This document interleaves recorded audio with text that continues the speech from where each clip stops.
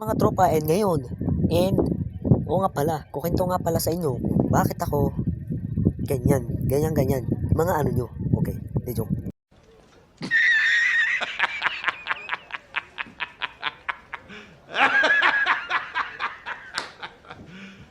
You serious? Dahil dyan, ay kukwento natin ang mga aking mga katangahan ng unang panahon. Flashback tayo sa ako ay bata pa, okay. So, eto, ay muntikan na akong maligaw. Okay. So, sobrang ganito talaga. Okay. Continue. Is, nung unang panahon, bata pa lang ako, naranasan ko nang nasa SM kami, nasa mall, ganito, bumibili pa lang kami ng school supplies ko nung ako ay elementary pa. Grade 1 lang ata ako, no? Grade 3. Okay. And, mga yon, kakatingin ko ng mga bags na yon, and namangha ako sa itsurang yung dihila, yung hinihila, alam nyo yun? Yung may gulong. Tapos, pwede nyo siyang gawing ilagay sa likod. Okay. Dahil sa kamangha ko noon, ganito. Hindi ko na malayan ay nakalabas na pila sila, ay nakapila na pala sila para magbayad ng mga binili. And ang nangyari, hanap ako ng hanap, ay buti na lang, muntikan na ako maligaw. Oh shit, muntikan na talaga. Okay. Fast forward na nandito na tayo sa ating katatayuan dito kung saan kami nakatira.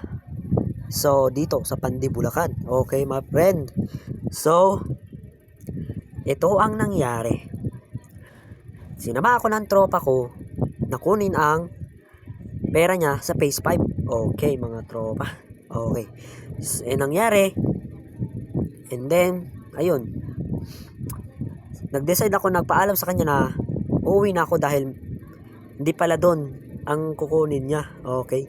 So, ang ginawa ko, umuwi ako mag-isa. And nakalimot ako kung saan kami dumaan ng tropa ko. Ayan. Grabe. So, ito ang nangyari. Hindi ko alam kung anong gagawin ko doon. Hindi ko alam kung magtatanong ako sa mga tao kung nakakaalam nila yung P7.